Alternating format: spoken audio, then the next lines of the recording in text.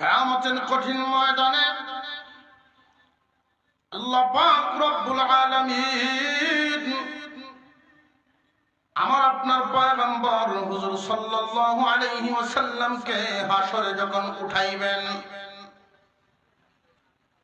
হাশরের মাঠে সমস্ত মানুষ হেঁটে হেঁটে জান্নাতের দিকে যাবে। একজন মাত্র মানুষ, একজন মাত্র ব্যক্তি কবরের থেকে উঠেই যখন হাশরের মাঠে জমা হবেন, উনার সম্মানে উনার মর্যাদা বাড়ায় দিবেন। আল্লাহ বলবেন, দোস্ত আপনার জন্য সওয়ারি দিলাম, সবাই যাবে হেঁটে, আপনি যাবেন উটের উপর সওয়ার হয়ে। আমার আপনার পয়গম্বর বিশ্বনবী রাহমাতুল লিল আলামিন হেঁটে হেঁটে হাশরের মাঠের দিকে যাবেন না, উনি উটের উপর সওয়ার হবেন। উটের পা গুলো থাকবে স্বর্ণ এবং রূপার, জার্সি দেওয়া হবে, গদি করা হবে রেশম কাপড়ের, লাগামটা থাকবে হীরামানিক মুক্তা দিয়া।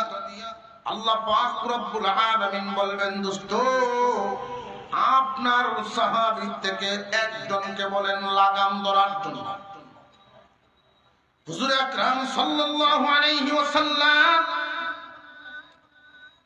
সাহাবীদের দিকে তাকাইবেন, সব নবীজির দিকে তাকায় আছে। কারে রেখে কারে ডাক দিবেন? সবাই তো কুরবানিওয়ালা। আল্লাহর পয়গম্বর বলবেন, আল্লাহ সম্মান মর্যাদা দিয়েছেন আপনি, লাগাম কে ধরবে ঘোষণাটাও দেন আপনি। আল্লাহ কুদরতি জবান দিয়া ডাক দিবেন, বেলাল আসো, উটের লাগাম ধরো, পয়গম্বরকে মাঠের দিকে নিয়ে যাও। এই যে মর্যাদার ডাক, রক্তের সম্পর্ক না মনের? মসজিদে নববীর আযান দেন মুয়াজ্জিন বেলাল রাদিয়াল্লাহু তাআলা আনহু। মদিনার মুনাফিকরা সমালোচনা করে, ইহুদিরাও সমালোচনা করে, মুসলমানের মসজিদের মুয়াজ্জিন ৫ ওয়াক্ত যে আযান দেয় দেখতে সুন্দর না, দেখতেও সুন্দর না, বংশও তো ভালো না, গোলাম, জবানও সুন্দর, উচ্চারণ হয় না। আশহাদু আন্না মুহাম্মাদার রাসূলুল্লাহ, এই যে আশহাদু, আশহাদুর শিন উচ্চারণ হইতো না, আসাদু হইতো। আমরা দেশেও দেখবেন কোন কোন আঞ্চলিকতা, শিক্ষিত যতই হোক আঞ্চলিক টানে অশুদ্ধ উচ্চারণ। সদরঘাট ঢাকার দিকে গেলে দেখবেন যত বড় শিক্ষিত হোক না কেন শনিবার কয় না, তালিব বসে উচ্চারণ করতে পারে না। শনিবারে সকালে চিন্নি দিব, যাই হোক শনিবারে সকাল চিন্নি দিব, সবাই যায়, উচ্চারণ, এটা আঞ্চলিকতা। যত বড় শিক্ষিত হোক এই আঞ্চলিকতার কারণে হযরত বেলাল রাদিয়াল্লাহু তাআলা আনহু উচ্চারণ করতে পারেন না। আর এই দুর্বলতা নিয়ে তারা সমালোচনা করে। আল্লাহর পয়গম্বরের কানে কানে বারবার দরখাস্ত দেওয়া হয়, ও নবীজি বেলালকে পাল্টায়া আরেকজন দিন যেন সমালোচনা না হয়। হুজুর সাল্লাল্লাহু আলাইহি ওয়াসাল্লাম কয়েকদিন শুনলেন, শেষ পর্যন্ত একদিন এশার নামাজের পরে এলান করলেন, বেলাল ফজরের আযান তুমি দিও না, অন্য কেউ দিবে। তোমাদের মধ্য থেকে তোমরাই নির্বাচন করো একজনকে। আল্লাহর পয়গম্বর বেলালকে বরণ করলেন আযান দেওয়ার জন্য মানুষের সমালোচনার কারণে। ফজরের আযান অন্য একজন দিলেন, নামাজও হলো যথারীতি, কিন্তু এরপরেই ফলাফল আসলো আল্লাহর পক্ষ থেকে।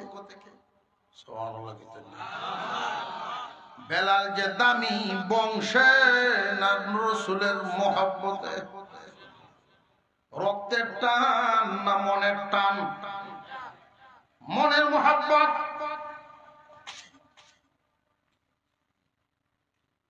ফজরের নামাজের সময় চলে যাচ্ছে, খুব বেশি সময় বাকি নাই। প্রতিদিন যেই সময় নামাজ পড়েন সময় হয়ে গেছে, কিন্তু নবীজির ঘুম ভাঙে না। কেউ গিয়ে আল্লাহর পয়গম্বরকে ডাকও দেন না।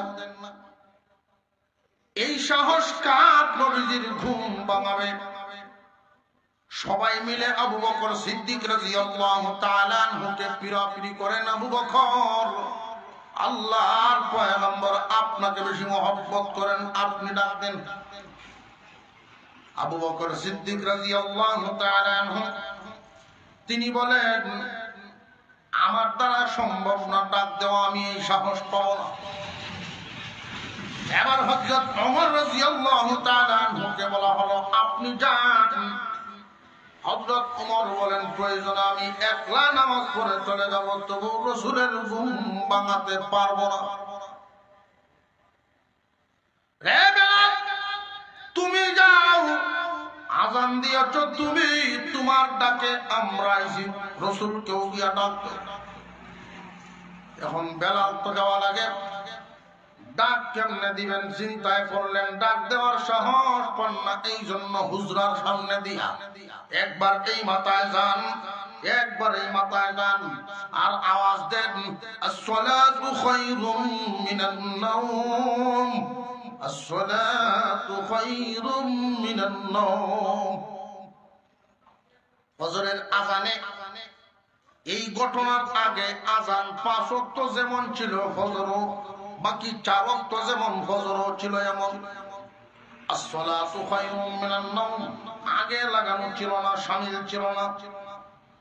এই দিন রাসূলকে ঘুম থেকে ওঠানোর জন্য হযরত বেলাল হুজরার এই মাথায় একবার যান, ওই মাথায় একবার যান, এই মাথায় একবার যান, এই মাথায় একবার যান, আর জবান দিয়ে উচ্চারণ করেন, উঁচা আওয়াজে উনি আওয়াজ করেন, আসসালাতু খায়রুম মিনান নাওম, আসসালাতু খায়রুম মিনান নাওম।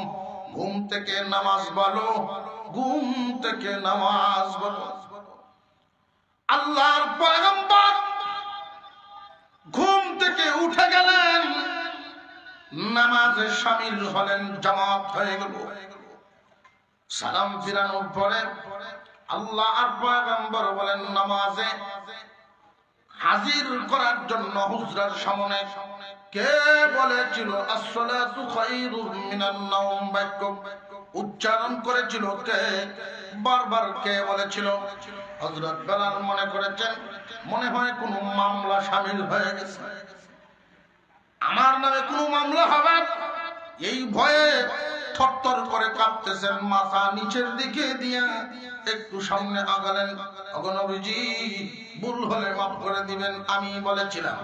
আল্লাহর পয়গম্বর বেলাল রাদিয়াল্লাহু তাআলা আনহুর কাঁধে হাত দিয়া বলেন, বেলাল রে, তোমার এই বাক্যটা আল্লাহর কাছে এতটা পছন্দ হয়েছে, আজ থেকে ফজরের আযানের বাক্য হয়ে গেছে।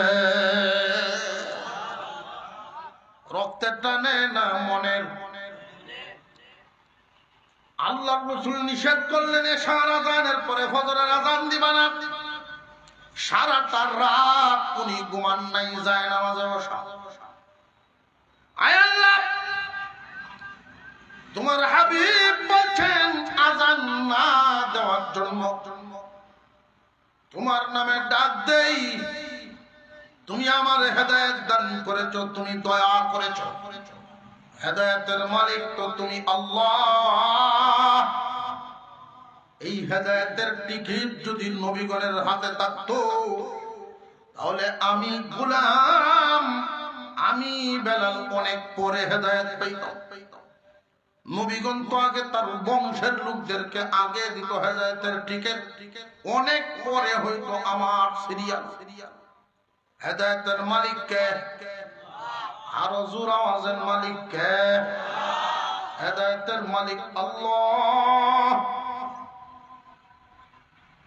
বেলাল চোখের পানি ছাড়েন আর কান্দেন, আল্লাহ যেই যেই কারণে আজান দেওয়া নিষেধ হয়ে গেল, আজান দেওয়া বারণ হলো, একটাও আমার কোন দুর্বলতা নয়, সবগুলো তোমার দেওয়া। আমি গোলাম বংশে জন্ম নিয়েছি, এটা আমার কিছু না, তোমার দেওয়া। দেখতে কালো বিশ্রী, এটাও আমার কিছু না, তোমার দেওয়া। যেই এলাকায় জন্ম নিয়েছি আঞ্চলিকতার কারণে উচ্চারণ হয় না, এটাও আমার না, এটাও তোমার দেওয়া। রাত ভর কান্নাকাটি করেছেন। সকাল বেলায় জিবরাইল আমিন এসে জিজ্ঞাসা করেন, ওগো নবীজি, আজকে আপনার মসজিদে কি আজান হয়নি? আজকে কি মসজিদে নববীতে ফজরের আজান হয় নাই? কেন হবে না? আজান তো হয়েছে, আরো শুদ্ধ উচ্চারণে হলো। জিবরাইল আলাইহিস সালাম বলেন, অন্যান্য দিন মসজিদে নববীর আজানের আওয়াজ এটা শুধু দুনিয়ার আসমান পর্যন্ত সীমাবদ্ধ থাকে না, আল্লাহর আরশ পর্যন্ত ধাক্কা লাগে। আল্লাহু আকবার বলেন, আরো জোরে বলেন আল্লাহু আকবার। আল্লাহ পাক মানুষের অন্তরের দিকে তাকান, অন্তর থেকে। মহান আল্লাহ মানুষের কলমের দিকে তাকান। মানুষ যদি পাহাড় পরিমাণ সদকা করে আর অন্তর ভালো না থাকে, আমি এই বয়ান আরো এক জায়গায় করে আসছি, লোদরপুর টাইটেল মধ্যে, হিসাবপুর টাইটেল মধ্যে প্রসঙ্গগত এই আলোচনা আসছে। আমরা অনেক সময় মনে করি যে 1000 কোটি টাকার মালিক, 1000 কোটি টাকার মালিক ঢাকায় কোন মন্ত্রণালয়ে চাকরি করে 1000 কোটি টাকার মালিক হয়েছে। লক্ষ্য করে দেখবেন জমিনের ফয়সালা বেশিরভাগ মানুষ যদি ধনী হয়, হারাম মালে হয়। মাথা জুহাইল ঠিক যাবে, ঠিক। বেশিরভাগ মানুষ ধনী হয় হারাম মালে। হালাল মালে ধনী খুব কমই হয়। আল্লাহ যদি সহজ রাস্তা খুলে দেন, হালাল মালে ধনী বানায় দেন। তবে হালাল মালে যদি আল্লাহ কাউকে ধনী বানান, আল্লাহ সম্পদ দিয়ে ধনী বানাইছেন পরীক্ষা করার জন্য। মাল পায়া আল্লাহ, আল্লাহর দেওয়া মাল পায়া সে করেটা কি? সমস্ত দুনিয়ার মালিককে, আরো জোরে জবান খুলে বলেন কে? 30-40 বছরের জন্য 10 হাল জমিনের মালিক শুক্র আলী। কয় বছরে? সর্বোচ্চ 40। এর ঘরে তো পুটুস দম গেলে তো শেষ। 2 আল 4 আল জমিনের মালিক অমুক তমুক। এই মালিকানা পায়া সে করেটা কি? কেউ কেউ আছে হালাল মালে ধনী হওয়ার পরে আগের হালত, মনের হালত ঠিকই থাকে, অহংকারী হয় না। আর কেউ কেউ আছে হালত পরিবর্তনের সাথে সাথে মনও পরিবর্তন। সারাদিন হাওড়ে কাম করে ফিন্দনের কাপড় শুকায় না। সকালবেলায় কিছু খানা খায়া দুপুরেরটা সাথে লইয়া যায়। সারাদিন বাড়িতে আসতে পারে, মনের দুঃখ আল্লাহর কাছে কয়, আল্লাহ একটু সাউনি করো, একটু দয়া করো, অন্তত 5টা ওয়াক্ত নামাজ যাতে তোমার গরগে পড়তাম পারি। এই দোয়া আউরো আল্লাহ কবুল করছেন। এক আত্মীয়র মাধ্যমে ছেলে একটা বিদেশ গেল। এখন তো প্রতি মাসে 40-50 হাজার টাকা আসে। এখন আর ভিজা কাপড় আরো কাটানি লাগে না। মাস যাইতেই যদি 50,000 টাকা আসে, আগের কালা দিন আছে, লাল দিন আর বাজারে যাওয়ার টাইমেই একদল মানুষও আছে বর খাওয়াইয়া এবারে ফার্ম দে আর হেকালি চা খাওয়া ফার্মের উপরে নয়া শুধু খালি ভিজা কাপড় বদলায় শুকনাটা ফিরছে। এখন বেড়াতে সর্দার যদি থাকে ষাট আতুলে দু মতো না আসর মাগরিব এশা 3 ওয়াক্ত বাজারও কাটায়, মসজিদও যায় না। আউরো বইয়ে যে কান্ত আর দহরত এটা মনে আছে, মনে রয়েছে। কিছুদিন পরে আরেক ছেলে গেছে, আর আগেরটার বেতন বাড়ছে। এখন মাস গেলে 1 লাগাইয়ে করো। তার যখন সেই রঙিন দিন শুরু হইল, মানুষেও কয় বেটা তোমার যেই দিন শুরু হয়েছে আগামীতে চিন্তা করতেছি আমরা মেম্বারিটা তোমারই দিয়ে করাইতাম। বেড়া মুসকি মুসকি হাসে আর কয় আম্ব মনে মনে ভাবছিলাম যদি তোমরা দেও। ভিজাকা হলে যে দোয়া করছেন মনে আছে, বুঝলেছে। ইলেকশন হইল, দাঁড়াইয়া অমুক ভাইয়ের চরিত্র ফুলের মতো পবিত্র মানিয়া দিছে বেটারে ভোট দিয়ে গরিব গোড়াবা যা আছে সবাই বেটা গরিব থেকে ধনী হয়েছে আমরা দরদ বুঝবো, ভোট দিয়ে দিছে বাস করায়। ইউনিয়ন পরিষদ ঢুকিয়া মেম্বারি জেরো বসে, এখন খালি একটু পরে পরে চেয়ারম্যানের সেন্টার দিকে তাই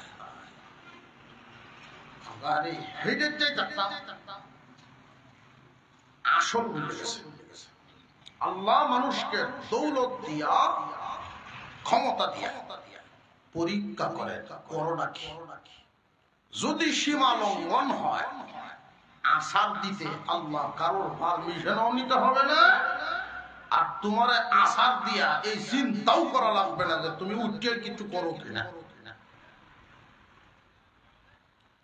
মহান আল্লাহ আয়াতে ঘোষণাই করে দিছে, আল্লাহ যাকে ধরেন এমন ধরা ধরে শায়েস্তা করে, এই চিন্তা নাই যে তুমি আবার উল্টা কোনো কিছু করতে পারো। দুনিয়ার মানুষ যত বড় ক্ষমতা ধরেই হোক, কাউকে যদি মারে শাসন করে অন্তরে এই ভয়টা থাকে হ্যাঁ দুর্বল হোক, গোপনে কোনো সময় আমার উপরে হামলা করতেও তো পারে। তো আল্লাহর ক্ষেত্রে এমন চিন্তা নাই। বলতেছিলাম বেশিরভাগ মানুষ হারামে ধনী হয়, হয়তো সুদ খায়া নইলে ঘুষ খায়া আর নইলে একসাথে হরের হক মেরে ধনী। 1000 কোটি টাকার মালিক আমরা দেশে যে সমস্ত রাঘব বলদের লিস্ট কিছুদিন আগে শুনছি, এই 1000 কোটিতে কোনো বিষয় আর কাছে 100 কোটি 150 কোটি এটা কোনো বিষয়। মানুষ যখন তার বাড়ি যায় সকলেই দানও করে, মানুষে কয় না আল্লাহ তারে যেমন মন দিছে এমন ধন দিছে। এই ধন সম্পদ কি আল্লাহ দিছে? এই কথাটা বোঝানো হইল আমার উদ্দেশ্য। 1000 কোটি টাকার মালিক এই সম্পদ আল্লাহ দিছে তারে না, সুদ খায় কোটিপতি আল্লাহ বানাইছে না। অমিম্মা রাযাকনাহুম ইউনফিকুন, আল্লাহর দেওয়া মাল থেকে আল্লাহর রাস্তায় দেয় যারা সত্যিকারের দানবীর তারা। আল্লাহ যেটা দিছে এটা হালাল। আল্লাহ কোনদিন বান্দাকে হারাম দেন না, বান্দায় জোর করে নেয়। হারাম মাল আল্লাহ দেন না, আর এই হারাম মাল অর্জন করে আল্লাহর রাস্তায় খরচ করলে আল্লাহ নেন না। সবকটা মনে থাকবো, হালাল মাল আল্লাহ দেন, আল্লাহর রাস্তায় দিলে আল্লাহ দেন। আর হারাম মাল আল্লাহ দেন না, নেন না। 1000 কোটি টাকার মালিক, এই 1000 কোটি টাকার মালিক হয়ে যাওয়া যায় না, ইশারাঙ্গি চলে যাও না, খুশ করে। আল্লাহ কি হারাম দেয়? আরো জোরে কর। সুরে চুরি হইলে গরু আনিয়া কুরবানি দিচ্ছি। কুরবানির গরু করতে চায়, চুরির গরু চুরি হইলে কুরবানি দিচ্ছে। পরের দিন বেয়াই আইসে বেড়ানি, খাইলো বস্তু বস্তু একসাথে বল জিগাইতেছে বেয়াই কত যে আনছিলেন গরু, কত যে আনছিলাম আপনি বুঝা জানেন না, আমি যে কি করি এটা জানেন না, ওইটা তো জানি কুরবানি দেও।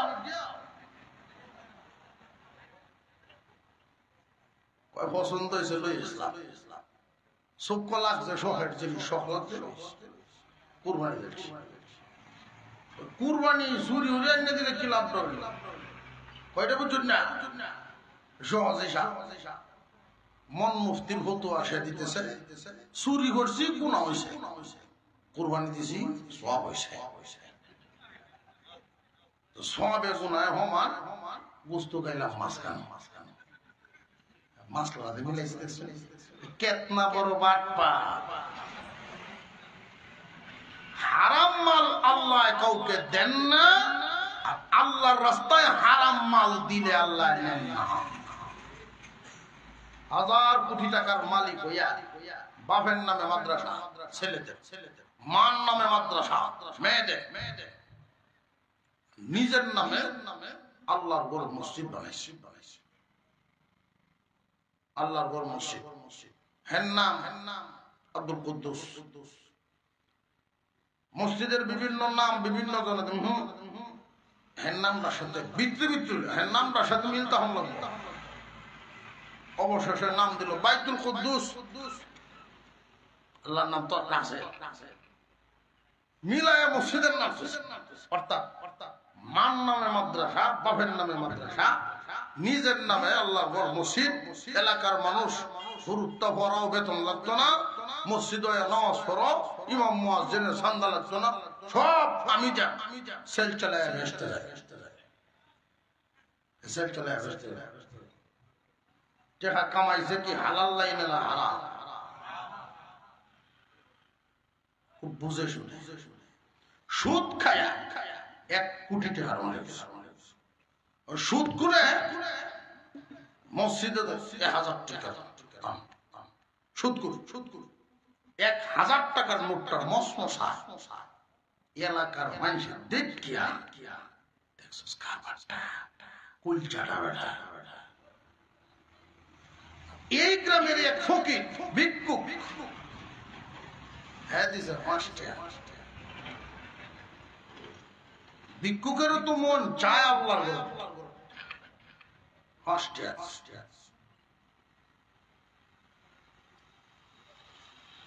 দিনদারির বিবেকের নজর ওইদিকে দেয়। বিবেক কাটায়া বলেন তো, ওই সুদ করে 1000 টাকাটা আল্লাহর কাছে কবুল উত্তম, নাকি ফকিরের 5 টাকা? ফকিরের 5 টাকা উত্তম। আগামীকাল সকালে যদি ঘোষণা হয় একটা আত্মীয় বলছে 10 টাকা কেজি গোস্ত নিব, কেউ আত্মীয় বলছে 10 টাকা কেজি গোস্ত কেউ নিত না, কারণ এটা হারাম, কেউ খেত। ফসা গান্দা বেঈমানদের জন্য সাজে, ফসা গান্দা শুকুর কুকুরে খাইলে হজম হইব, স্বাস্থ্য ভালো। মুমিনের জন্য না।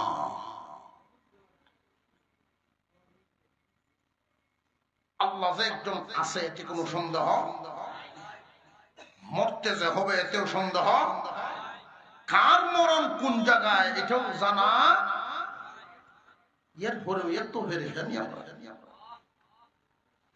দুনিয়ার মহব্বত দিলের ভিতরে ভরে গেছে। তুমি শুধু তোমার কাটাটা ঠিক রাখো, সমস্ত কিছু ব্যবস্থা করবেন কে? মুমিন হারামে আরাম নাই, হারামে বাটপার আরেক বেড়ার সাথে বন্ধুত্ব করছে করিয়া, ফলের সিজন আইছে, বাজার গিয়া দুইজনে মিলিয়া একটা কাটল কিনছে। অর্ধেক অর্ধেক যে যেমন খাইব অর্ধেক অর্ধেক, 30 টাকা কিনলে 15 30 টাকা। বাটপার যেটা, বাটপারে কয় না আমি একটা ইনসাফের ঘোষণা দেই। তো কি ইনসাফ? যে যেমন কুশ খাইব এমন বিল দিব। খুব সুন্দর কথা, সাদা সিধা মানুষ, সরল মানুষ মানিয়ে নিছে। উনি যে কয়টা কুশ খায় বেশি সামনে, আরে বাটপা এক মুঠ কুশ লয়, 5টা 6টা মুখ দেয়, 1-2টা বেশি সামনে তো বাকি 3-4টা দিচ্ছে তাহলে।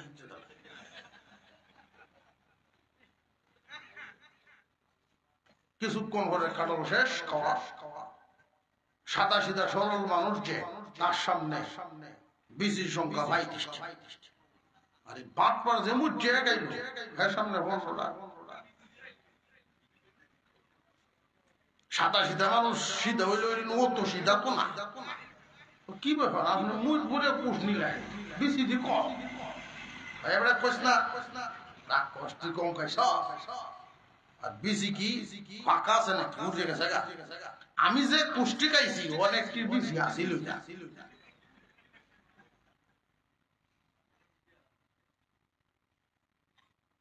শেষ পর্যন্ত এই সাদা সিধা মানুষ ওই 15টা বেশি আপনার সামনে লাগতো না। হ্যাঁ জানি তোর মন বড়, ভাম দেয়া পুরোটা খাইছে। রাত্রে যখন বাড়ি গেছে সেটা তো বুড় করে ডাকে, কারণ বেশি খাইছে। বিবি সব জায়গায় বাদ খেয়ে দেন না রে শরীরের তাল বলা না।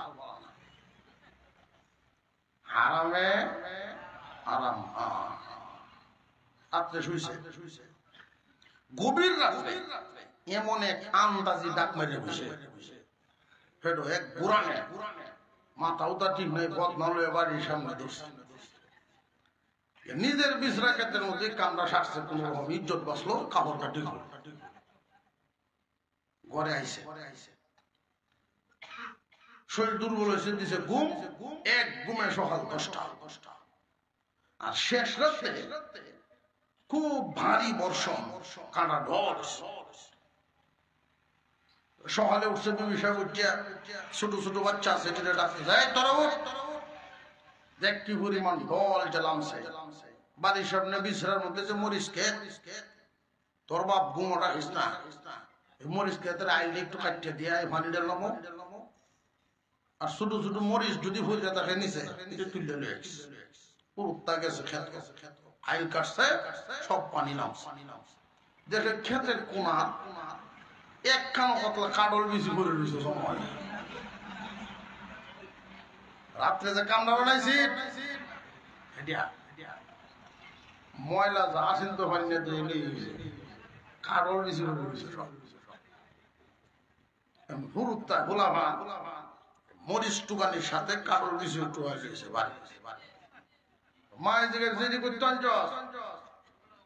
আমরা ক্ষেতের কোনা সবটি এক কানো হয়ে গেছে, কোনো খোলা পানে চুরি হইলে না কাডল গাইছে আর সেই বিজিয়ে ভালো হয়েছে। যা তোর বাপ রাত্রে ভাত খাইছে না, এটা একটা জ্বরের মুখ বর্তা বানায় দিয়ে কটা ভাত খাইব না।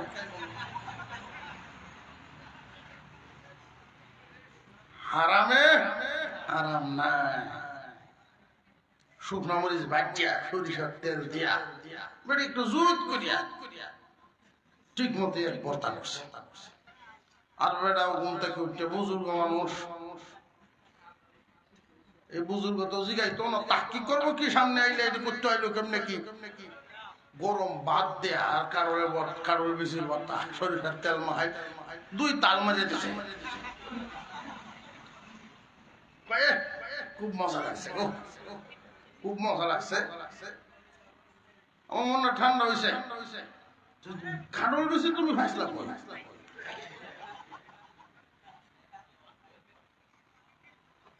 পরহেজগার বুজুর্গ যারা খাওনের আগে খবর লয়, আর রাক্ষসী মানুষ যারা খাওনের ভোরে খবর খায়া পরে এটার প্রশংসায়, আর তাহকিক করলো তারা সতর্ক মানুষ যারা বুঝে আসতেছে সন্ধ্যা পেট বইরে ভরা জায়গায় কোথায় ছিল তোমার কপালে দিছে। আমার কপালে কেমনে হুরুত্তা গেছি সকালে মরি সত্য ওই কেতের কোনাতে কানো হরে রয়েছে শক শক করতেছে তুই আমার হাত হয়ে রয়েছে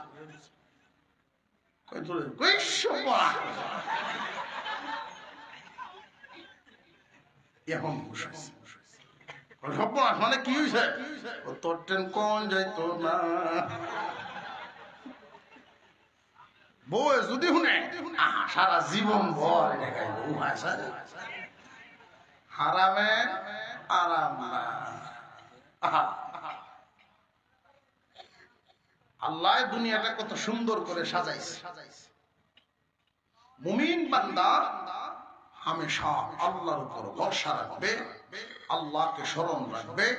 যারা জ্ঞানী মানুষ, আমি যে আয়াতগুলো পড়ছিলাম উদ্দেশ্য ছিল এক লাইনে আলোচনা করা। রাত, সময়, সুযোগ, আপনাদের হালত, সেই কথাগুলো নেওয়ার মতো পরিস্থিতি তখন ছিল না। এই জন্য এখন দেখলাম মোটামুটি একটু লড়া সারা দিয়ে ঠিক হয়েছে। বর্তমান সময়ে একটা মিশন চলতেছে আমাদের যুবকদের বিরুদ্ধে, ঈমান হারা করার মিশন। নাউজুবিল্লাহ। আল্লাহ চিনায়, আল্লাহ বুঝায়, যেই জিনিস দেখি না ওই জিনিস মানি না। There is no God mission. ঈমান হারা করা, নাস্তিক্য মতবাদ, ইস্কনের সংগঠন যেগুলো বিভিন্ন শাখা আমাদের মুসলিম যুব সমাজকে পথ হারা করার মিশন করা বিভিন্ন ভাবে হাতে নিয়েছে।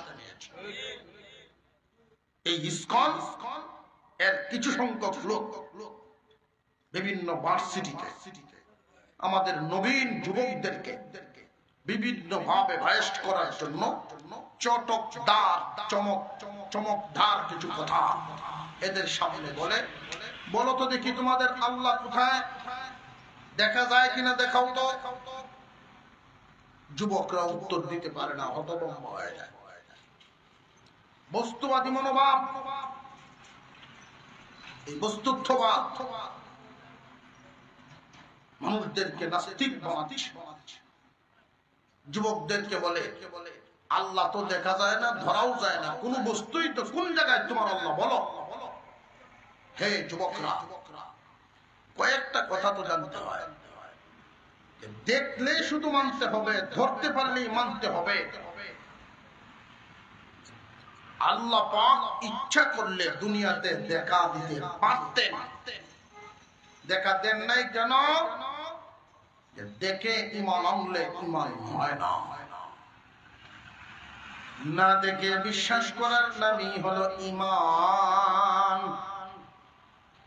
দেখে বিশ্বাস করলে এটা ঈমান নয়, এই ঈমান কবুল না। না দেখে বিশ্বাস করার নামই হলো ঈমান। যে না দেখা বস্তু বিশ্বাস করবো কেন? কেন না দেখা অনেক বস্তুর উপরে আমাদের বিশ্বাস করতে হয়। যেমন রুহু, আত্মা।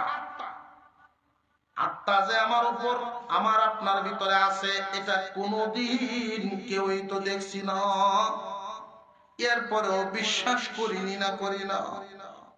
আত্মা যে আছে এটা কোনো সন্দেহ।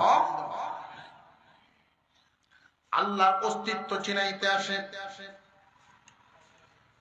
আল্লাহ পাক রব্বুল আলামিন আয়াত নাযিল করে দিলেন, ইন্না ফি খালকিস সামাওয়াতি ওয়াল আরদি ওয়াখতিলাফিল লাইলি ওয়ান নাহার লাআয়াতিল লিউলিল আলবাব। নিশ্চয়ই আসমান এবং জমিনের সৃষ্টিতে, আসমান যে আল্লাহ বানাইছেন, এই যে সামিয়ানা লটকাইলেন কি পরিমাণ কুটি লাগছে। একটা ঘর বানাইলে ফাউন্ডেশনই দেন, সুজা সাজাই বানান, কুটির দরকার হয়নি না হয় না? বিশাল আসমান কুটি ছাড়া আল্লাহ রাব্বুল আলামিন যে হুকুমের মাধ্যমে ঝুলায় রাখলেন, এটা তোমাদেরকে আল্লাহ চিনায়, আল্লাহর ক্ষমতা বোঝায়। আসমানের সৃষ্টি এবং জমিনের যে সৃষ্টি লক্ষ্য করে দেখেন, জমিনটা যে আল্লাহ বিছাইছেন এমন শক্তও করেন নাই যে তোমরা একটা খুঁটা গাড়তে পারবে না, হাল চাষ করতে পারবে না। আর এমন নরমও করেন নাই 20 টনি গাড়ি লুট করে তোমরা রাস্তা দিয়ে চালাতে পারবে না। 10 তলা 20 তলা 100 তলা বিল্ডিং জমিনে উঠবে না, এমন নরমও করেন নাই। এত শক্তও করেন নাই, এত নরমও করেন নাই। তোমাদের ব্যবহারের উপযোগী করে জমিন বিছাইছেন, কুটি সারা আসমান ঝুলাইছেন। আল্লাহ পাক রব্বুল আলামিন গাছপালা উদ্ভিদ দিয়ে দুনিয়া সাজাইছেন। এই যে গাছপালা গুলো সাজাইছেন, চিন্তা করে দেখেন, একটা গাছের পাতার সাথে আর একটা গাছের পাতার নকশার কোনো মিল নাই। ডিজাইন মিল আছে নি? কে বানাইলো এত সুন্দর নকশাগুলো? আল্লাহ পাক রব্বুল আলামিন হুকুমের মাধ্যমে দুনিয়া সাজায়া দিলেন। এই যে নদী নালা পাহাড়,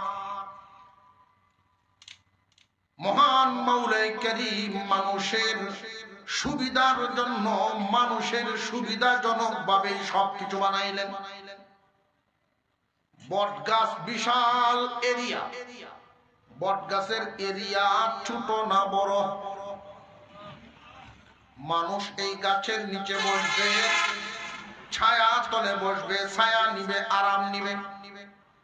এই জন্য বটের ফল, বট বিচি দেখবেন ছোট ছোট। গাছটা অনুযায়ী বিচির কোন মিল আছে? সবকিছু একটা সামঞ্জস্যতায়। যদি দেখা যায় মানুষটা লম্বা হইল 7 ফুট, মানুষটা যদি 7 ফুট হয়, অন্তত ভাওটা 1 ফুট হইল। ভাও যদি 4 আঙ্গুল লম্বা, মিলবো। মানুষটার সাথে তার বডির অন্যান্য অঙ্গের সামঞ্জস্য আছে। এই বট গাছের সাথে বিচির সামঞ্জস্য নাই। পক্ষান্তরে তরমুজ গাছ, মিষ্টি লাউয়ের গাছ, লাউ যত বড়, গাছটার সাথে সামঞ্জস্য না, লতের মতো। আল্লাহ এই যে সৃষ্টি করলেন মানুষের সুবিধার জন্য, মিষ্টি লাউয়ের মতো যদি বড় বানায়, তরমুজের মতো বড় বানায়, বটের বিচি বানাইতেন, তাহলে মানুষ এটার তলে বইলে আরাম কিতা করতো, চিন্তাই জানবা কোন সময় না জানি কারো হয়ে কোনটা পরে আর কেমন করে। একজন আল্লাহওয়ালা এই ফিকির করেন, চিন্তা করেন, গাছের তলে বইয়া না, বিচি আর গাছে মিল নেই। এমনি ফাঁকির টুহর লাগিয়ে এক বিচি আয়া পড়ছে ওটার মাথা, টাক মাথা ঠাস করে উঠছে। এমনি আলহামদুলিল্লাহ, আল্লাহ আল্লাহ আল্লাহ, যদি যে তরমুজের মতো হইতো আমার কি গতিটা হইল। আল্লাহ পাক মানুষের সুবিধার জন্য মানুষের মতো করে সব বানাইছে। একটু চিন্তা করলে যে জিনিসটা মানুষের যত জরুরত এটা তত সহজ করে দিয়েছে। আচ্ছা বলেন তো, বাতাস ছাড়া মানুষ বাঁচবো? বাতাস ছাড়া মানুষ বাঁচবো? এই বাতাস সিলেটের কোন ব্যাপারই গেছে? আছে কোন তুফান? বাতাস যদি কিনে আমরা চলন উভয় আছে। বাতাস মানুষের জীবনের জন্য অত্যন্ত জরুরি। আল্লাহ বিনামূল্যে ফ্রি করে দিয়েছে। পানি মানুষের জীবনের জন্য কত সহজ, এই পানিকে আল্লাহ সহজ করে দিয়েছেন। পানি যদি সামান্য পরিমাণও ব্যবহারের জন্য সব যদি তেলের দামে কিনুন উভয় আছে, কেরোসিনের দামেও যদি খালি কিনুন, এরপরেও তো ছেলে বিয়া করাইলে আগে দেখলো কোন বাড়ির মানুষ গোসল কম করে, এটা দেখতে হতো এই বংশ। ঠিক না? ঠিক। অজুহাত তো খাইলে অজুহাত খুঁজলো, অজু করলে পবিত্র হইলে পয়সা খরচ করন লাগে, এর লাগে নামাজ পড়তে পারি না হুজুর, ওমে সাহেব। অথচ পানি মানুষের অত্যন্ত প্রয়োজনীয়। আল্লাহ ফ্রি দিছে। কন্যা ব্যবহারের বস্তু। আমরা এখানে যারা আছি কেউ যদি জীবনে স্বর্ণ হাতে নাও ধরি, জীবন চলা থামবো? জীবন চলা কি থামবে না চলবে? কোনদিন থামবে না। স্বর্ণ যদি চোখেও কেউ না দেখে কেউ চলবো। আর লোহা যদি ব্যবহার না করে মানুষ চলতে পারে। লোহার ব্যবহার একটা লাউ কাটলেও, ভেজ কাটলেও লোহা লাগে।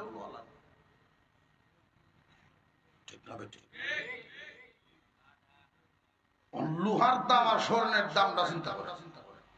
যেটা মানুষ না দেখলেও চলবে, ব্যবহার না করলেও জীবনে চলবে, ওইটার দাম তত বেশি। শুনছেন জীবনে কেউ স্বর্ণ দিয়ে কোদাল বানাইছে? আর যদি এই স্বর্ণ আর লোহার দাম সমান হতো তখন কি হতো? স্বর্ণের কোদাল দিয়ে আবার গুহা লাইল। উপায় আছে? স্বর্ণের লাঙ্গল ডাল। আল্লাহু আকবার, আল্লাহু আকবার। দুনিয়ার জীবনে বেঁচে থাকতে যা যা বেশি দরকার আল্লাহ তত সহজ করছেন। জান্নাত পাওয়ার জন্য, আখিরাতের জন্য যা যা বেশি প্রয়োজন তত ফ্রি করছেন। ঈমান আনতে কয় টাকা খরচ হয়? ঈমান আনতে কত খরচ হয়? একটাও না। অথচ ৬০ বছর মূর্তি পূজা করলো, এক মুহূর্তের জন্য যদি বলে লা ইলাহা ইল্লাল্লাহ মুহাম্মাদুর রাসূলুল্লাহ, ঈমান আনলো, ৬০ বছরের গুনাহ মাফ, জান্নাতের রাস্তা খোলা। কয় মিনিট লাগছে? ঈমান জান্নাতের জন্য জরুর, অতি সহজ করছে। জান্নাতের আমল নামাজ। নামাজ পড়তে পয়সা খরচ, যা খরচ হয় নামাজ পড়তে। আল্লাহু আকবার। দুনিয়ার জরুরি, আখিরাতের জরুরি, যা যা জরুরি বস্তু আছে সব সহজ করে দিয়েছেন কে? আল্লাহ। আল্লাহ আমাদেরকে বুঝে আমল করার তৌফিক দান করেন, বলুন আমিন। আর জোরে বলেন আমিন। আমি আপনাদের কাছে দোয়া চাই, আপনাদের জন্য দোয়া করি। এরপরেও একের পর এক আলোচক থাকবেন। মাদ্রাসার জন্য দোয়া করি, মাদ্রাসা যেন সকল জরুরত গায়বী খাজানা থেকে আল্লাহ পূরণ করে দেন। এই মুহূর্তে শেষ রাত্রের রজনী যদি কই যে আল্লাহর হস্তে কিছু দেন, মনে মনে করবেন হুজুরের আসলে বিবেক বিবেচনা বলতে কিছু নাই। এতক্ষণ পর্যন্ত বই রইলা গভীর রজনী, এরপরেও হুজুর পয়সা চাইতেছে। ভাই এটা আমার জন্য না, কোন ব্যক্তির জন্য না, আল্লাহর ওয়াস্তে। আগেই বলছি, আল্লাহ আপনাকে যা দিছেন সেখান থেকে আল্লাহ রাস্তায় দিবেন। আল্লাহ যা দেন নাই এখান থেকে দিবেন না। আল্লাহ যা দেন নাই এটা আল্লাহ নেন না, হারাম না, হালাল পয়সা হালাল উপার্জন থেকে আল্লাহর রাস্তায় যদি 1 টাকা কেউ দেয়, আল্লাহ তাকে 10 গুণ ফেরত দুনিয়াতেই দেন, দুনিয়াতেই 10 গুণ।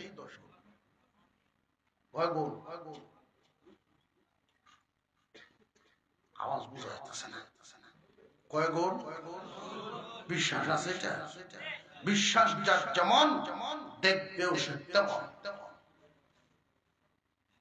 হযরত আলী রাদিয়াল্লাহু তাআলা আনহু একটা আনারই ছিল ওনার, এটাই উনি আল্লাহর রাস্তায় দান করেছেন। বাসায় যখন গিয়ে শুইলে গভীর রাত্রে দরজায় আওয়াজ, কে? আনা সালমান। কেন আসছেন? রাসূলের দরবার থেকে আসছি, আল্লাহর পক্ষ থেকে আপনার নামে হাদিয়া আইছে, 1 ব্যাগ ডালিম আনার।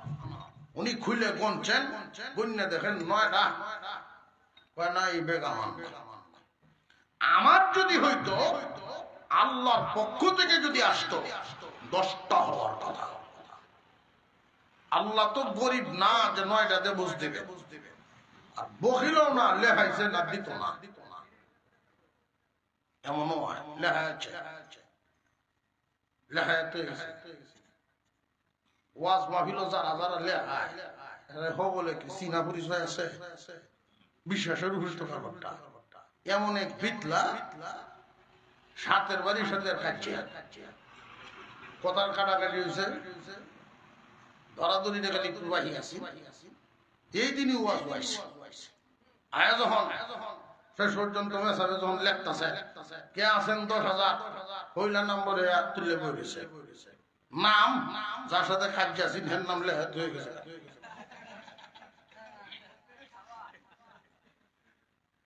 সিধা যখন মারতাম পারছি না, তোরা তেরা করে শেষ করলাম। কয়েকদিন পরে মাদ্রাসা তার বাড়ির জাহাজি কয় না, আমি তো ভুলেও জবাব দিছি না।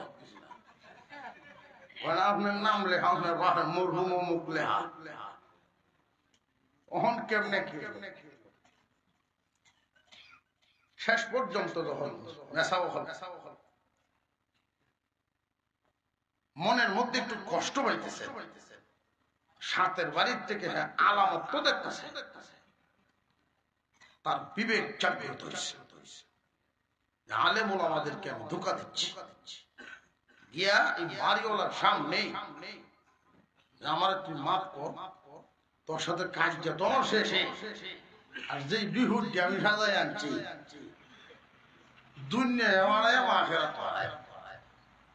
বাড়িওয়ালা যা তোর সাথে যখন মিল হয়ে গেছি, আল্লাহর সন্তুষ্টির জন্য এই 10,000 আমি দেখলাম।